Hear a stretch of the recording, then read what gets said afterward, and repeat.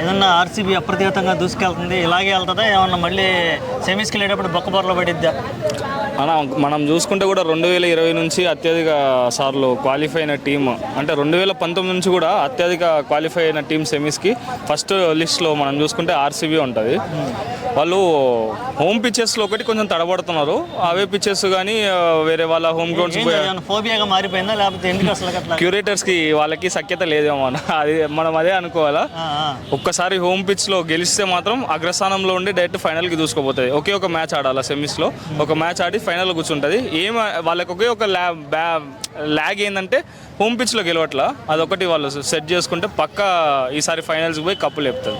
Okay, ఈసారి semis కనుక RCB వెళ్తే అపోజిషన్లో ఎవరు వచ్చే అవకాశం ఉందంటే ఏమైనా ఎక్స్పెక్ట్ చేయొచ్చు? ఎవరు వస్తే బాగుంటుంది? ఆర్సీబీకి ప్లస్ ఏమవుతుంది అన్న? ఒకటైతే నిజం అన్న, ఈ సీజన్లో మాత్రం గతంలో ఏ టీం కప్పు కొట్టని టీం ఈ సీజన్లో మాత్రం ఒక ఫ్రెష్ టీం కానీ ఒక కొత్త ఐపీఎల్ అంటే ఇప్పుడు డీసీ కానీ మన పంజాబ్ కింగ్స్ కానీ ఈ టీమ్స్ అంటే కొత్త టీమ్స్ ఖచ్చితంగా ఈసారి కప్పు కొట్టే ఛాన్సెస్ ఎక్కువ ఉన్నాయి.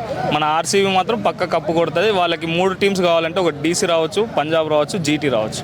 సెమీస్కి ఫైనల్గా సెమీస్కి ఫైనల్కి మధ్యలో ఇంకా ముంబై కూడా ఇప్పుడు ఫామ్లోకి వచ్చింది కదా. ముంబై మరి అంటే ఇప్పుడు కంబ్యాక్ ఇవ్వడంలో ముంబై తర్వాత అవునవును, అంటే అది ఎట్లుంటుంది అంటే అది ట్రైన్ లాగా ఫస్ట్ నిదానంగా స్టార్ట్ అవుతుంది. ఒక్కసారి గాడి గీట మన వెనక నుంచి రేజ్ ఇచ్చినామంటే మాత్రం అది ఏడాగుతుందో.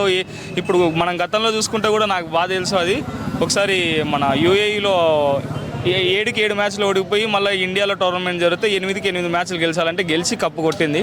అది కూడా ఉంది టీం. కానీ కొంచెం ఇప్పుడు ఫార్మాట్ మారిపోయింది. ప్రతి టీం కేర్లెస్గా, ప్రతి యంగ్స్టర్ కూడా కేర్లెస్గా ఆడడం కొంచెం చూసుకుంటే కొంచెం వరకు ముంబై ఇండియన్స్ కొంచెం బ్యాక్ ఎండ్లో నిలిచిపోవచ్చు.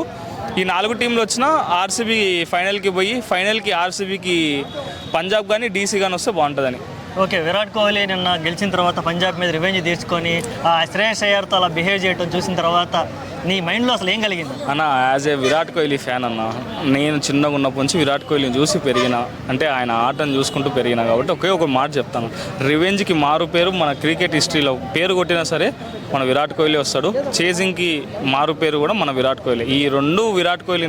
ఈ రెండు వాళ్ళు పంజాబ్ వాళ్ళ మీద సింపుల్ గెలిచడానికి ఒక కీ ఫ్యాక్టర్గా మారుతాయి. ఎందుకంటే హై ఆన్ కాన్ఫిడెన్స్ అన్న విరాట్ కోహ్లీ. ఎప్పుడైనా చేజింగ్ అయినా సరే, ఒకటి రివెంజ్కి అయినా సరే విరాట్ కోహ్లీ ఉన్నాడంటే ఆబ్వియస్గా ఖచ్చితంగా 1 సైడ్ మ్యాచ్ అయిపోతుంది.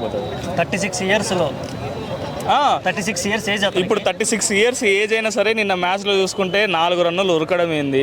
ఇంకోటి మన ఐపీఎల్లో అంటే T20స్లో అత్యధిక 50s కొట్టిన ప్లేయర్ కూడా మన విరాట్ కోహ్లీ. కాబట్టి ఆయన రికార్డ్స్ తనకి నచ్చమో కానీ రికార్డ్స్కి తనంటే ఇష్టం అన్న.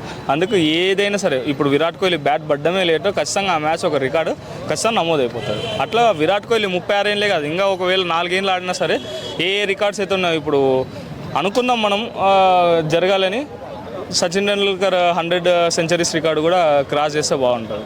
ఇదే ఫిట్నెస్, ఇదే ఎంటర్టైన్మెంట్, ఫిట్నెస్ అయితే 100% ఉండే కప్పు గెలిపించి 2025 వరల్డ్ కప్ ఆడుతున్నాడు అన్న చెప్పిండు.